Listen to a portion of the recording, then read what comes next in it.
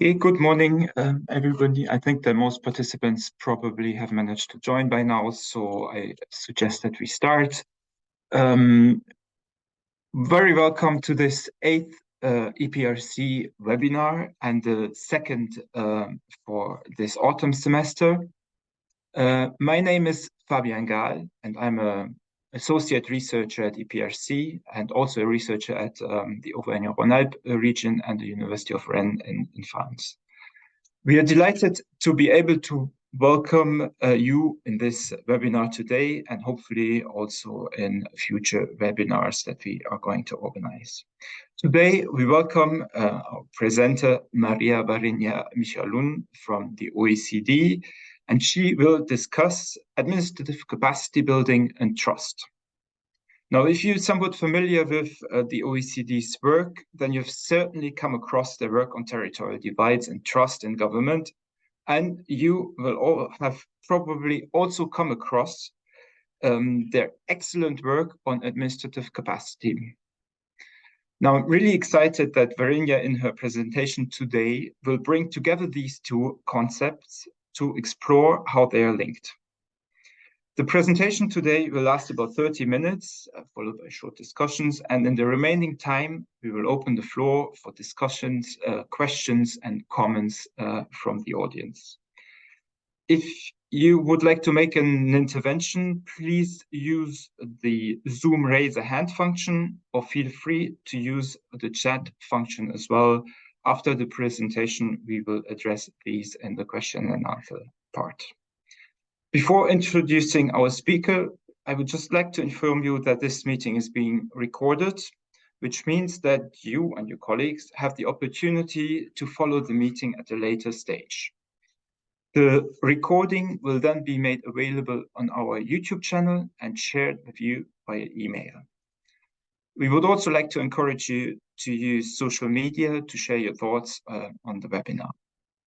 So let me just briefly present our speaker today. Maria-Varinia Michalun leads the team dedicated to governance and strategic planning for regional development in the OECD Center for Entrepreneurship, SMEs, Regions and Cities. Varinia contributes to policy dialogue on the role of multi-level governance in thematic areas such as industrial transition, administrative capacity building, disaster risk management, public service delivery, and citizen well-being. She also works with national and subnational governments to reinforce their strategic planning and policy implementation capacity. Varinia holds a master's degree in public affairs from Sciences Po Paris and received her undergraduate degree in international economics from Georgetown University School of Foreign Service in Washington, D.C. Varinia, I very much look forward to your presentation, and the virtual floor is yours. Thank you very much, Fabian, and thanks to everybody for joining us today for this webinar.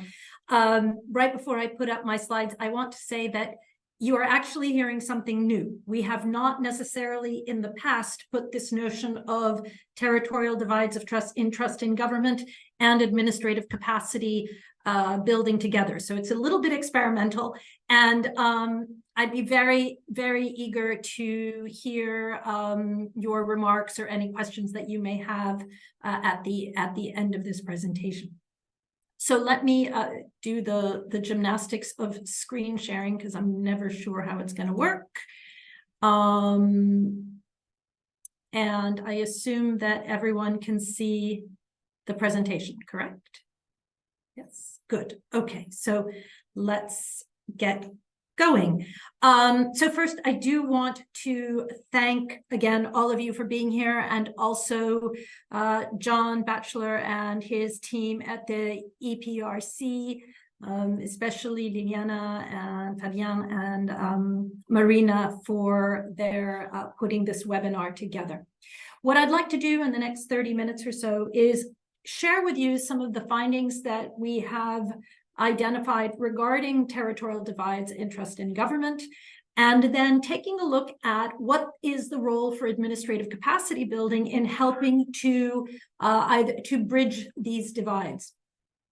So what we'll start with is looking at what I'm calling a matter of trust, and why should we be considering territorial differences of trust. Then we will move on to this question of administrative capacity building, and then finally drawing some conclusions, basically weaving these two concepts together. And why should we take a look at trust? And I think that we need to remember that trust is affected by how all levels of government can design and implement, or do design and implement, their policy, or how they manage crises. But it also affects policy and programming, investments and outcomes. So it's sort of a circular relationship. And it also, furthermore, can affect democratic outcomes. Administrative capacity becomes important because of its role in building quality governance and government. So starting first with the question of trust. Now, often we are asked, and there's an assumption that really the issue of trust is an urban-rural divide issue. And the question here is it? Well, no, it's not that simple. What we see in this graph is that the urban percentage of urban residents with a high level of trust in government versus the rural with a light blue diamond. Now, if it were true that it's an urban-rural divide, all of those dark blue diamonds would be higher than the light blue diamonds, but they're not. What we can say is that in urban areas, there are higher levels of trust in many urban areas, and this can be, for example, due to the fact that urban residents enjoy better public services than rural residents, and often because this is based on population density, so it's easier to provide higher quality and a more variety of services. But what we do see also is that rural areas don't always display lower levels of trust. And this is also according to the World Values Survey. And this is true in countries such as Austria, Colombia, the Czech Republic, Finland, Mexico, Slovakia, Spain. And I think it's important here to consider some additional nuances, that it's not just services, but for example, urban voters in the European Union are marginally more likely to vote for moderate anti-system parties than rural voters. And this is a study conducted by Louis Jextra, Pullman, and Andres Rodriguez Pose in 2020. We also see, according to Eurobarometer, that citizens in rural areas within the EU are less trusting of their national government, than citizens in cities. Fine, that might be explaining the lower rural outcomes, but they are more trusting of their regional governments than their urban peers. So there is an effect also on which level of government we're talking about. There could be some electoral issues that make this urban-rural divide so much more nuanced and not a clear pattern. For example, in some rural areas, voters may have voted for the party in power, and so they will naturally are more likely to feel that they trust their government more. That can also be true for urban voters, depends on who's in power. So this has to do also with how trust in government is commonly measured. And it can be either measured directly, so for example, through reported confidence in government surveys, or it can be measured indirectly through electoral data. Now, since we can't easily say it's an urban-rural divide, what do we know and what can we say? And what we can say is that not all regions trust their government to the same degree. Let's see if I can change the slide here. Yeah, Okay, so what's happening at the territorial level with trust in government? And what we are seeing is that between 2008 and 2020, trust in government declined in most OECD member countries, but the decline wasn't uniform. In some cases, trust was low and it fell further. And this is true, for example, in Belgium, in Chile, in Costa Rica, in France, and in Poland. In other cases, trust had been high before 2008 and the financial crisis, and then it dropped. And this was also true in Australia, Colombia, Spain, and Turkey. And yet in still other cases, trust actually increased. And we see this, for example, in Denmark, Sweden, the Netherlands, and Norway. So what this graph is actually showing is the territorial differences in degrees in trust in government. So which regions in the list of countries are more trusting of government, so to the right, and those that are least trusting in government. And what's interesting here is that there's actually a really wide regional set of, there are regional disparities not only in the country, obviously, but among the countries, if we compare the countries. So the countries with the smallest degree of difference would be, for example, Denmark and Sweden. Whereas in Australia and Korea, I think it's in Korea, you have almost a 30 percentage point or slightly higher than 30 percentage point difference between the least trusting and the most trusting region in the country. We also know that trust will vary that the trust in different levels of government varies as well, which is what I just mentioned. So in EU member states, the trust in regional and local authorities was nearly 10% higher than the trust in national governments. So what are some of the causes of this? Well, among the causes we could say are crises. So the global financial crisis in 2008 was one reason. What we saw was that the financial crisis hit regions differently in different economies, and that has led to, or that actually mirrors or results in, it contributed to the decreasing levels of trust in government within OECD countries, especially in those worst affected regions. So the regions that were most affected by the crisis were also the ones that are least likely now to have higher levels of trust in government. But there are some other factors as well. And these include long-term economic decline or stagnation, poor short-term labor market outcomes, so unemployment, and a real or perceived lack of access to quality public services, especially healthcare and education.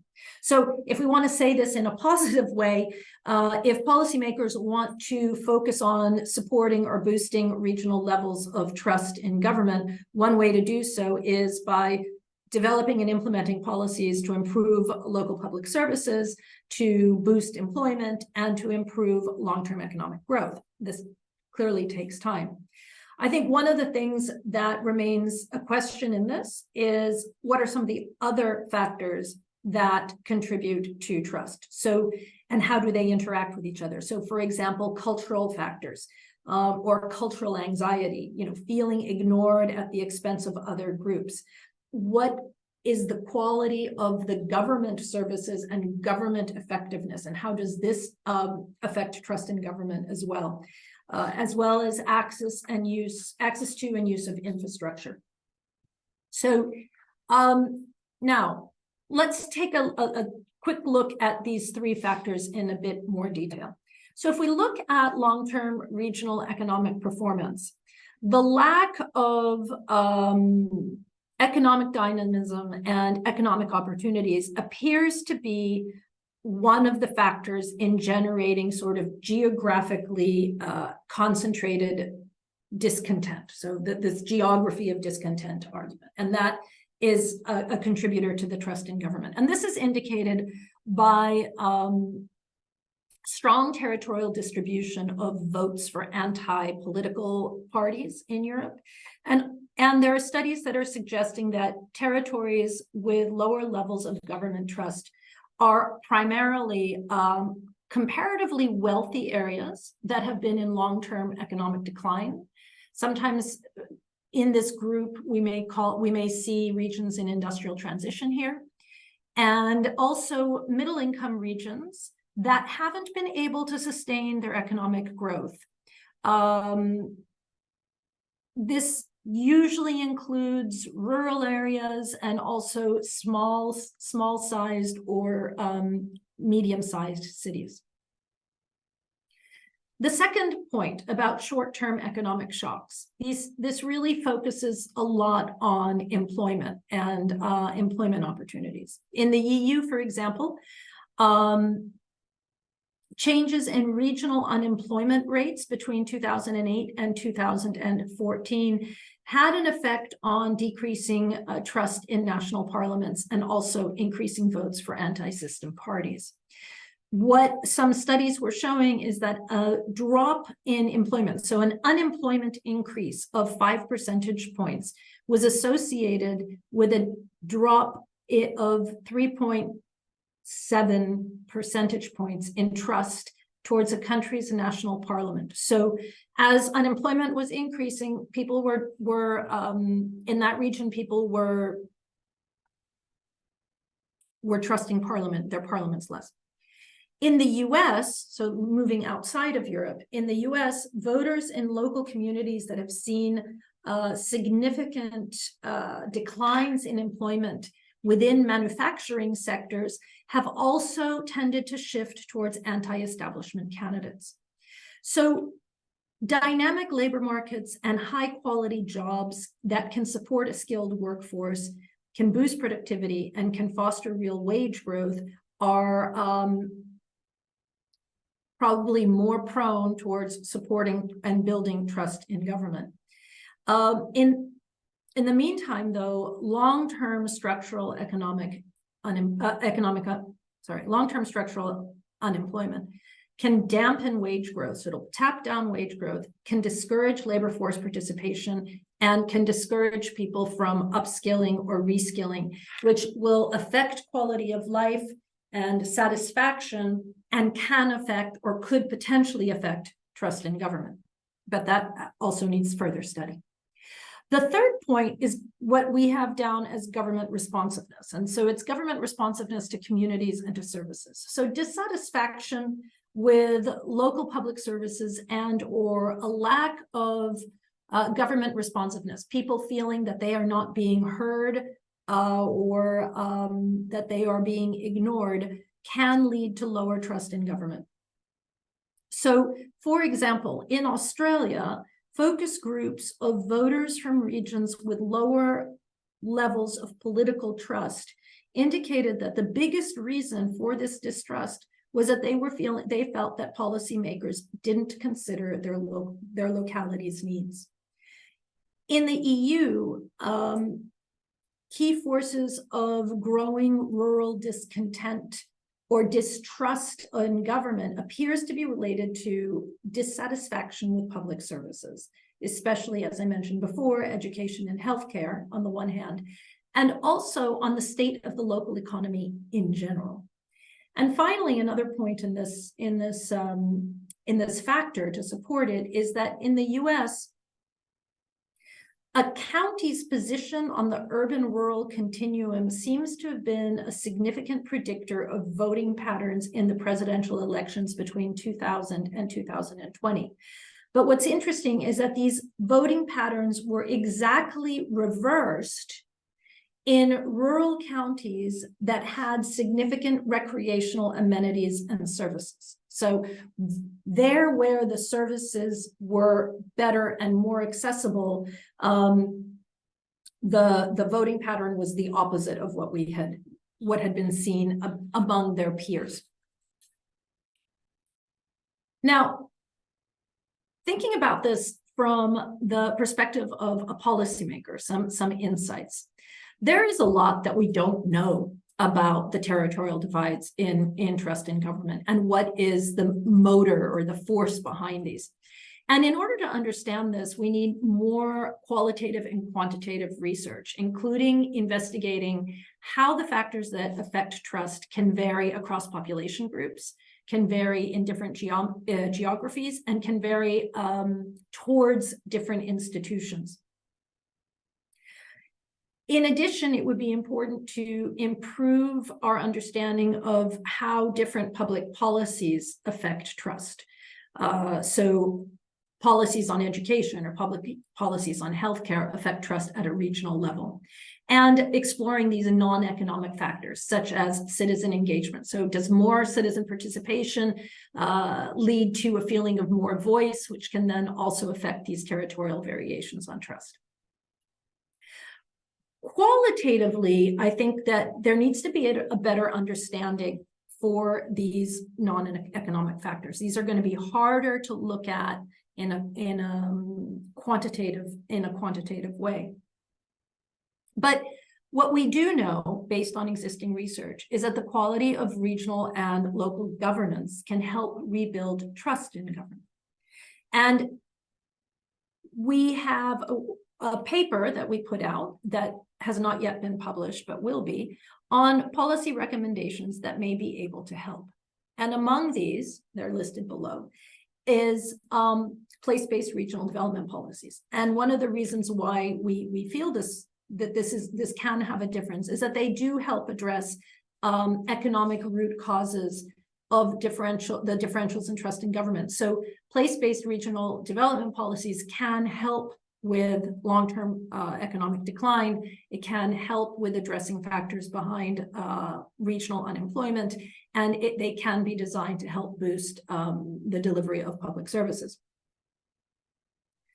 In addition, they can help adapt national and subnational support systems to these regionally specific needs.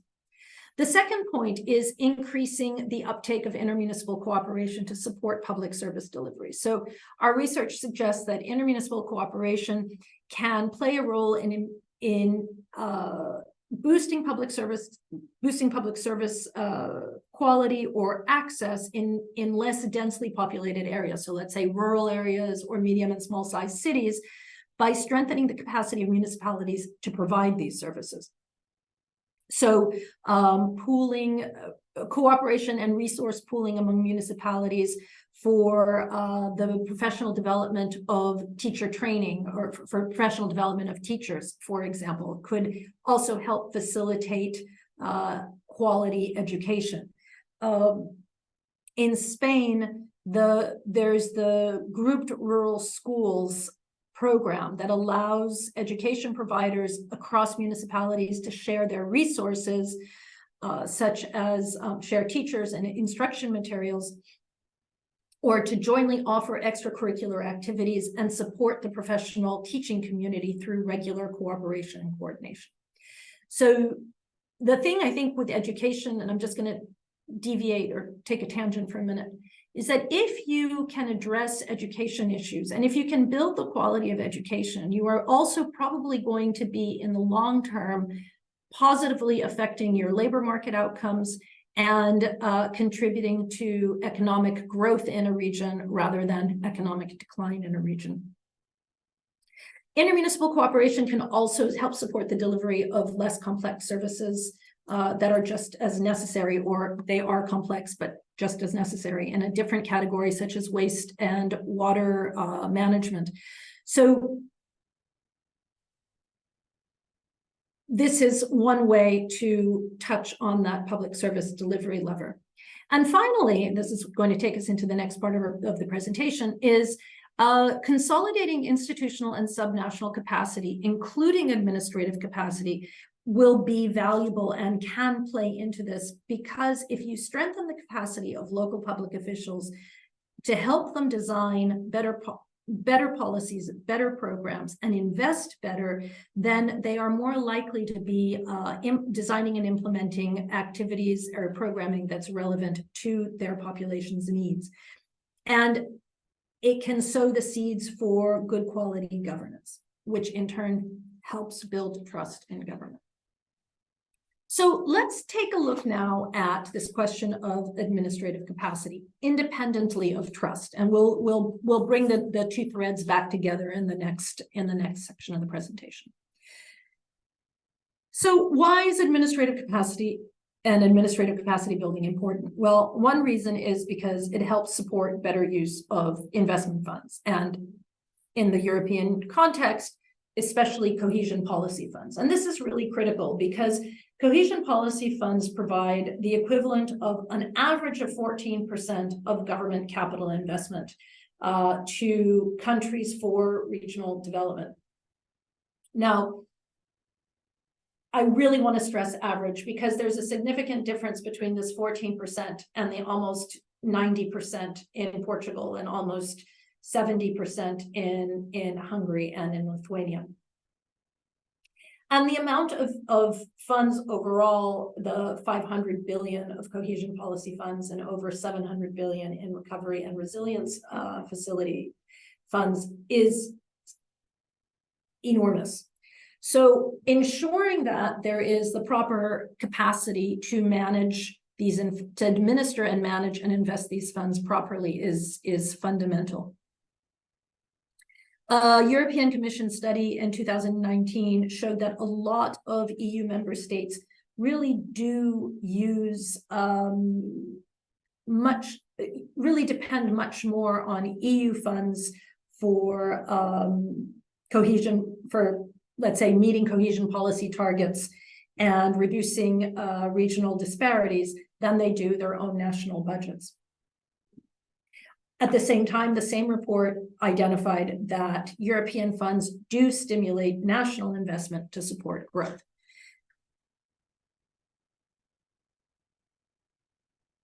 Sorry, that HR wasn't Hungary, it was Croatia. Capacity gaps in public investment management at all levels of government are going to affect outcomes. So here, I think it's important to think about government capacity for policy design, for policy implementation, for its taking a step back, identifying objectives, and then implementing and measuring and evaluating. But government capacity, good government capacity, is going to help support a higher quality of governance, which in turn supports more effective public investment and returns on investment.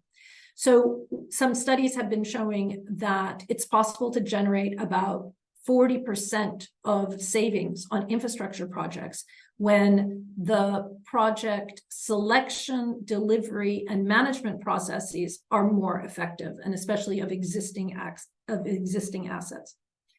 And kind of almost conversely, around 30% of potential gains from a public investment are lost if public investment processes are inefficient, which is why this capacity and effectiveness circle or line is so important.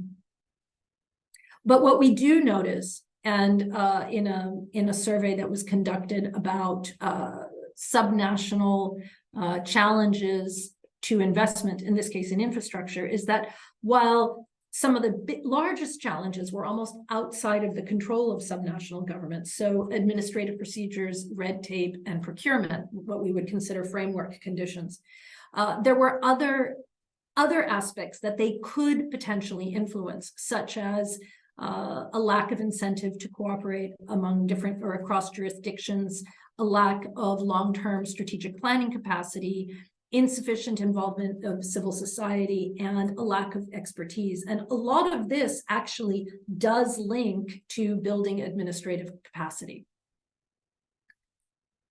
So when we talk about administrative capacity from, let's say, the OECD perspective, this comes from work that we have been undertaking with DG Regio since about 2018, as well as with a series of managing authorities. We developed an analytical framework for administrative capacity building that has 5 layers. And what you notice is that some of these layers do link directly back to those challenges for investment. And at the heart of this administrative capacity building framework are people. So this was developed for managing authorities. So thinking about this in terms of, from a perspective of a managing authority, but I think it's just as possible to think about this from the perspective of the national or regional or a local government. Again, at the core are people. And here the question is, what is the ability or the capacity to attract, recruit, and retain a skilled workforce, or a workforce that can be trained and to continue on its learning trajectory? And what does it take to motivate this workforce? The next layer, we call this the onion. The next layer of this onion is the organization in which they're working. So what is happening with leadership, and how is leadership structured and leading things? What is the organization structure, and what is it responsible for? How clear are the assignment of these responsibilities within the organization as well? Then a little bit further out, we have strategic planning, coordination, and implementation. So how is strategic planning undertaken? Is there strategic planning for example, cohesion policy programming? How are things prioritized?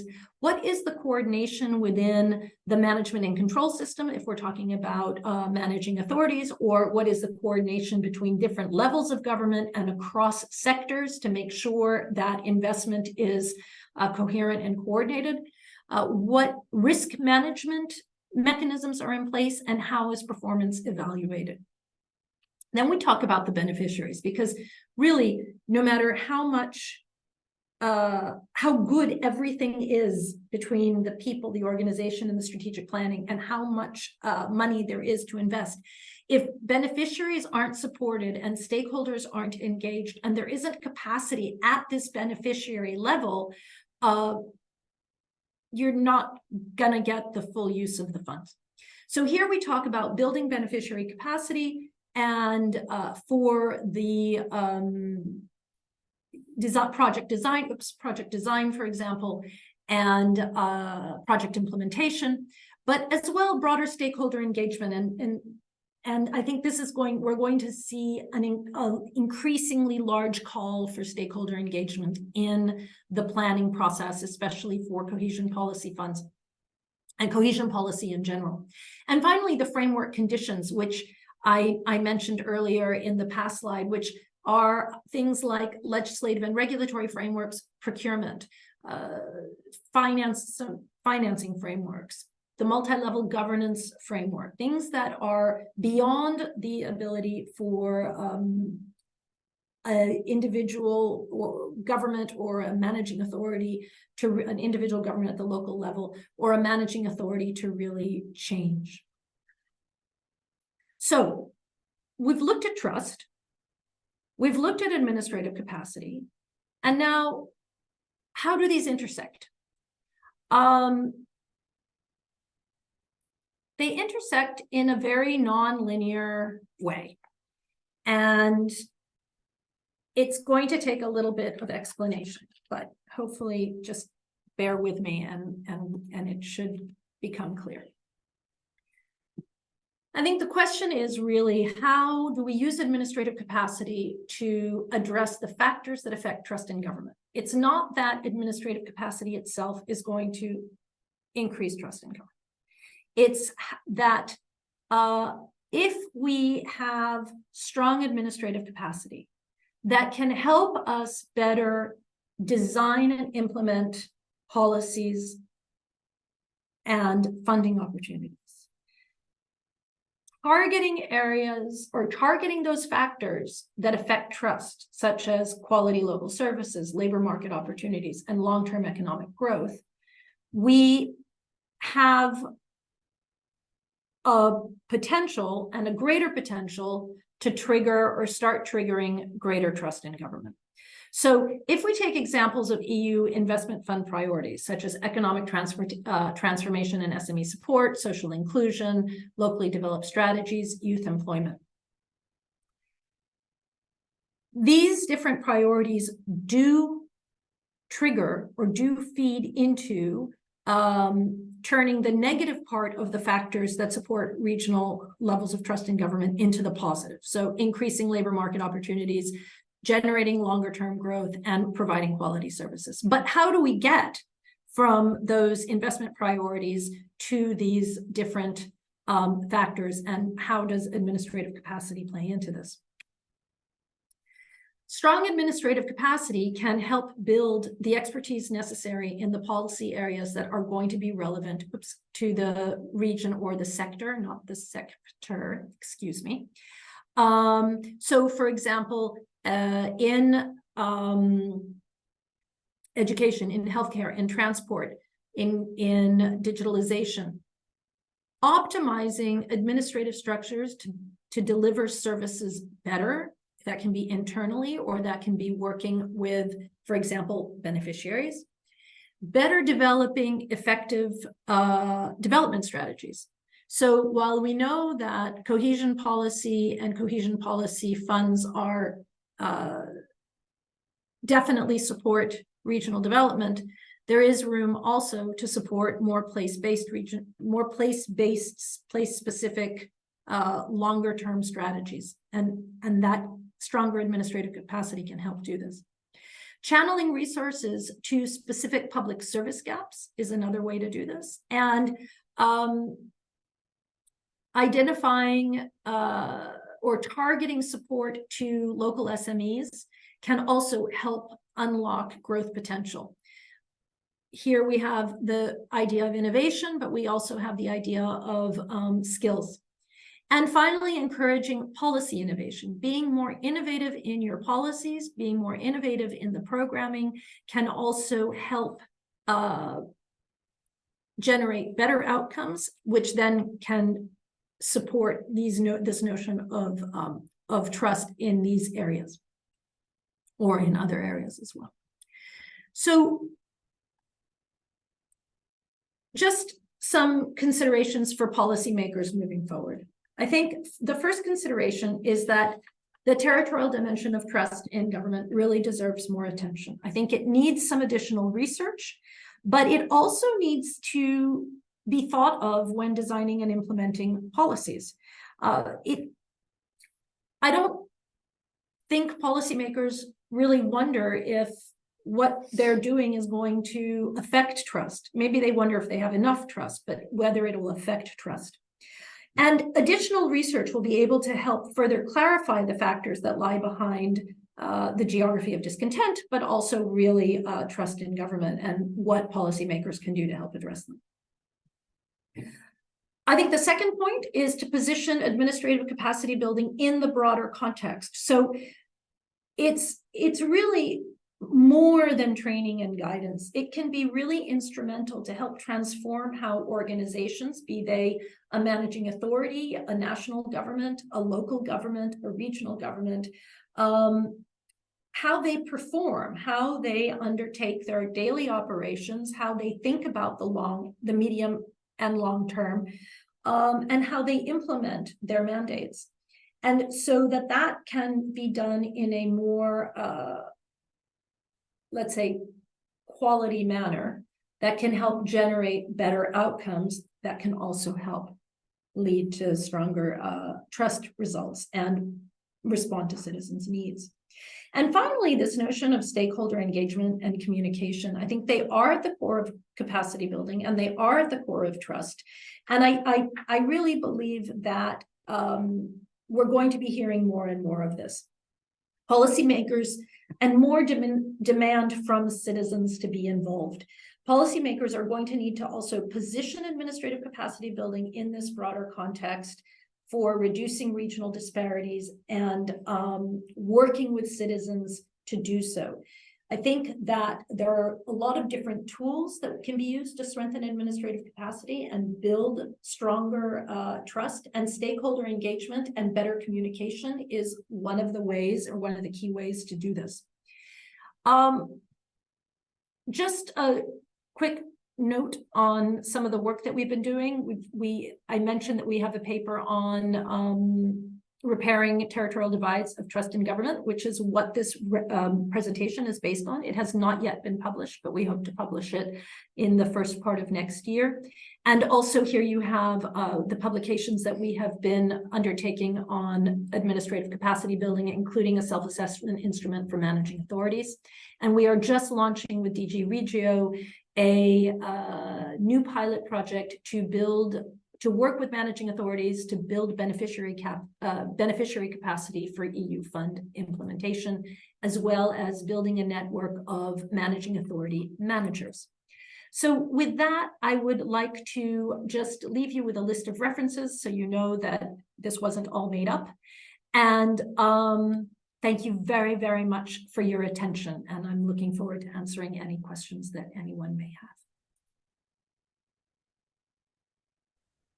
Thank you so much, Varinia. I think this was really a very truly inspiring presentation. And I can say from my side, I think it was even another eye-opener in the sense that you provided a missing link between the relationship between administrative capacity on the one hand and trust on the other. At EPRC, we had the chance to discuss the topic of administrative capacity building with cohesion policy program authorities just very recently, 2 weeks ago.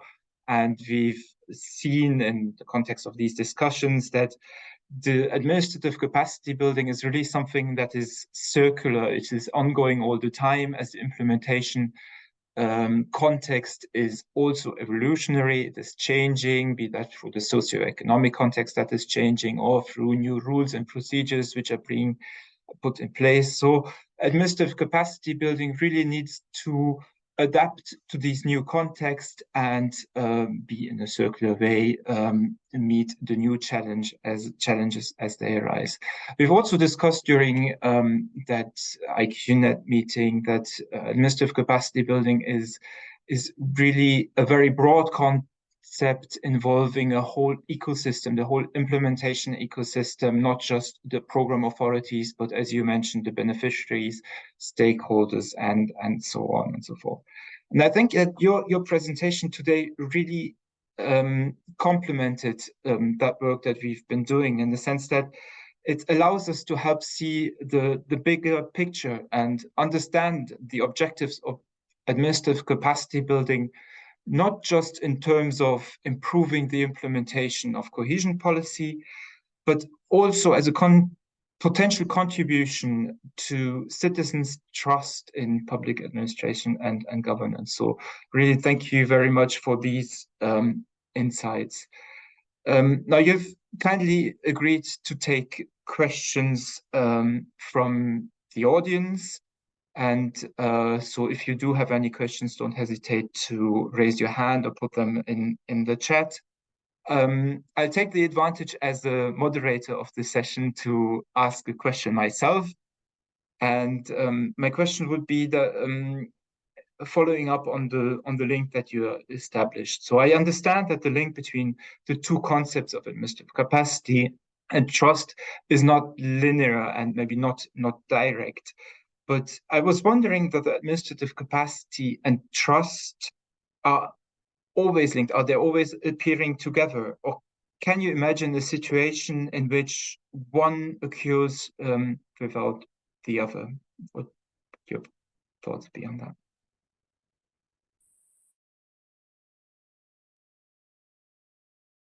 I think that's a really good question.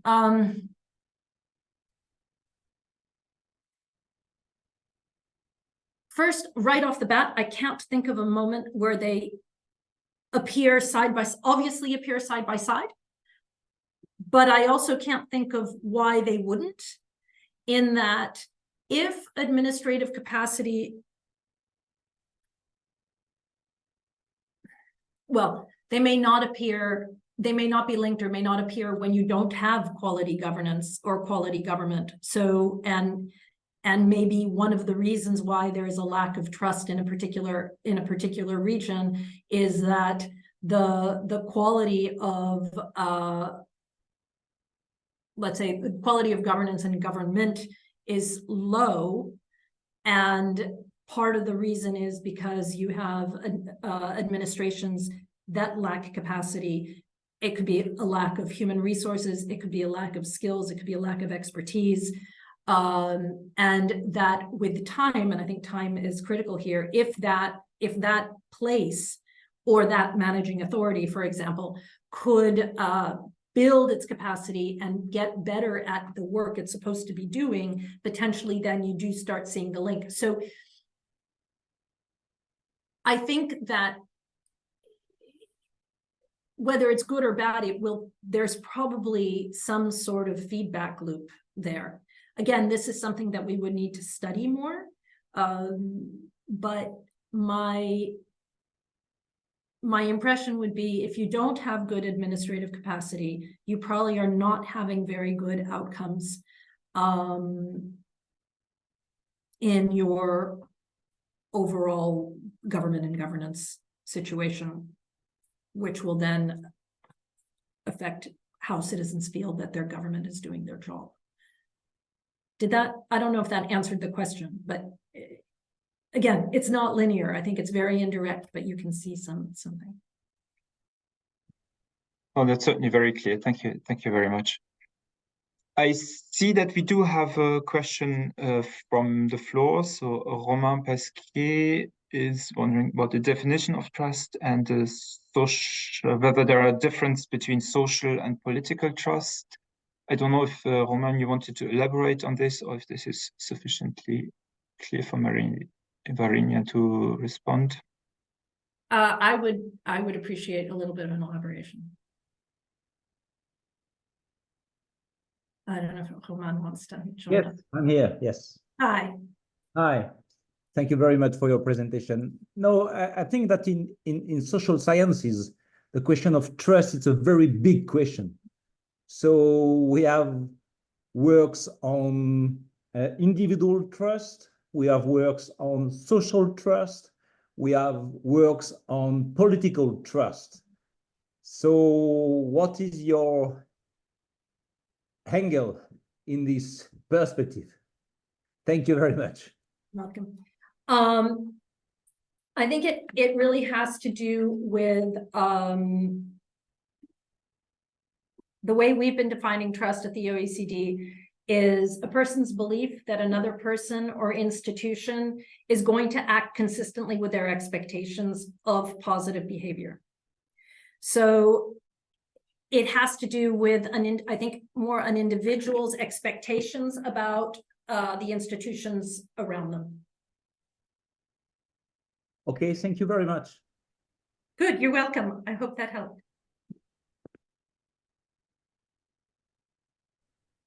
Are there any other questions from the audience? Participants, feel free to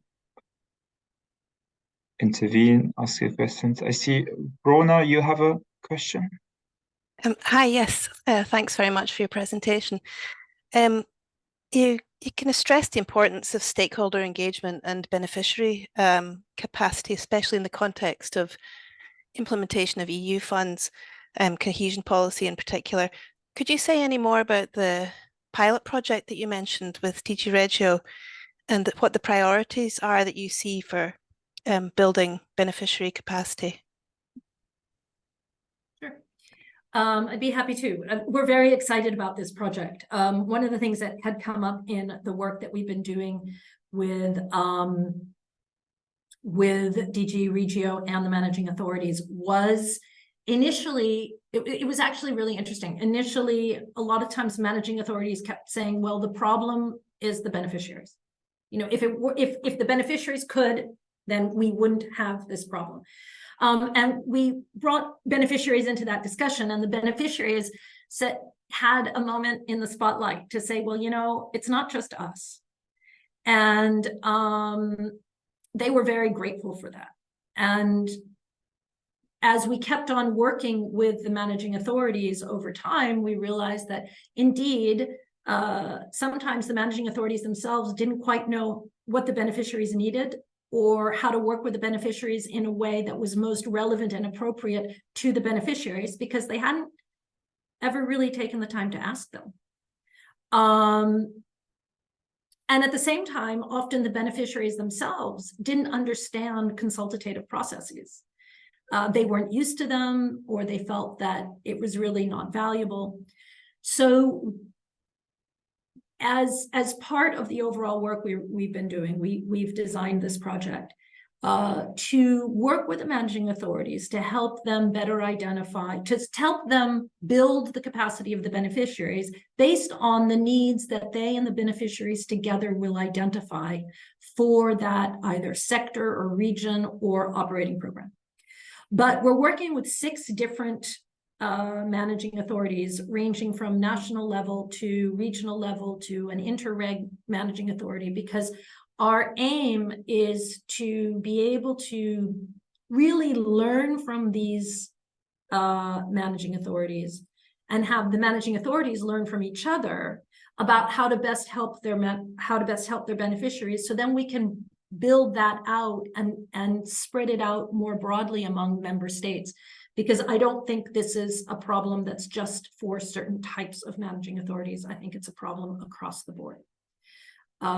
So because we're just starting it, I can't tell you too much since it hasn't really started, but we'd be happy to keep you up to date. Thank you. Yeah, that would be really interesting.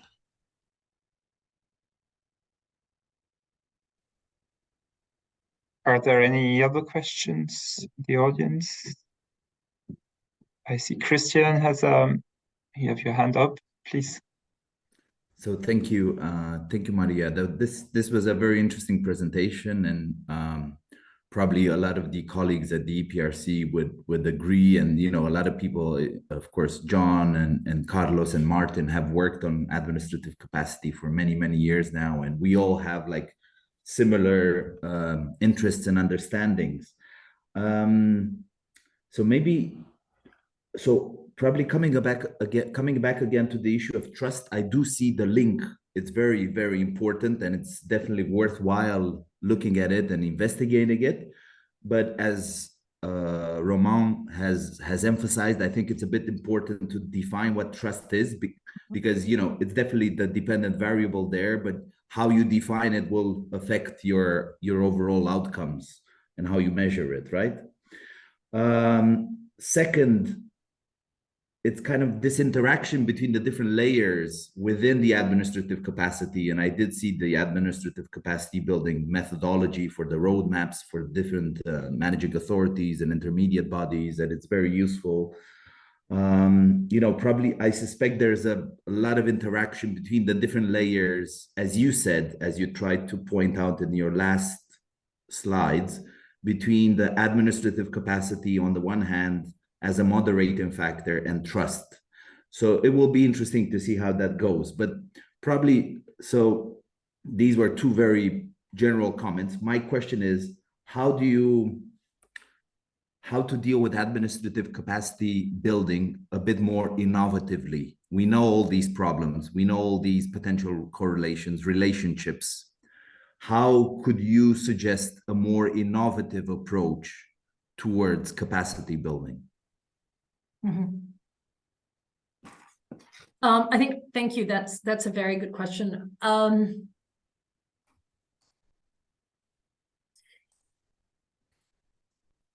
Interestingly, when we were working with managing authorities, as they were seeing sort of the complexity of administrative capacity and where the issues were within their organizations, they started to come up with their own rather innovative solutions. And because each organization is different, sometimes some solutions can be applied across the board in a way that, is tailored to that particular place or managing authority. And in other cases, the solution may really need to be quite unique.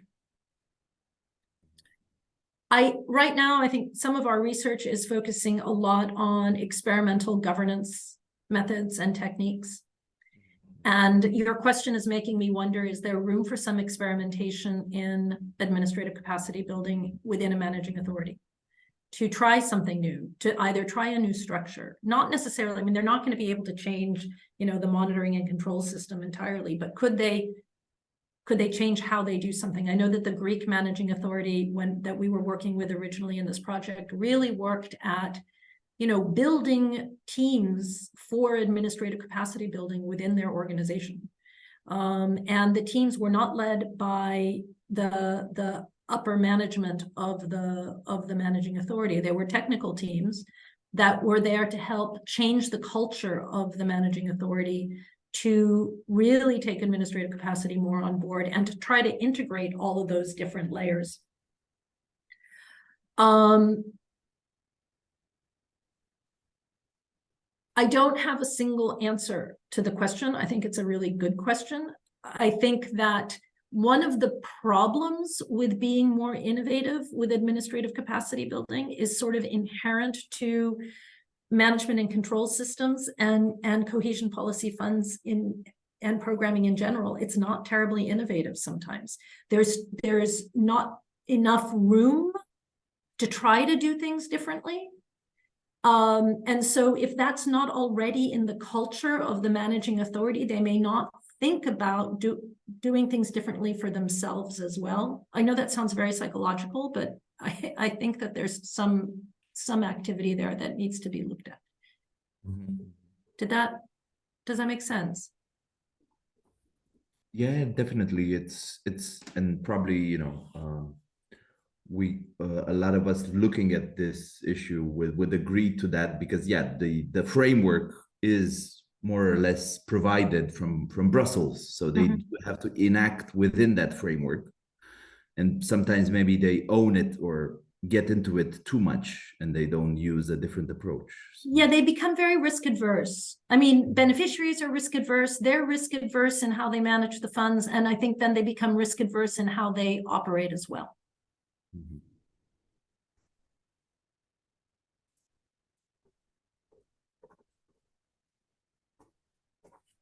Okay, thank you very much. I think we have reached the hour, so I would like to thank you, Varinia, very much for your presentation and the insights you've shared with us. And also thank you to everyone for your interest in today's webinar. The EPRC webinar series will return after the holiday break. In the meantime, please do contact us to register for our mailing list and keep up to date on future events. We really hope to see you again soon in one of the EPRC seminars or on another occasion. And in the meantime, we wish you all a very peaceful Christmas break. Thank you very much to all of you. Thank you very much. Bye.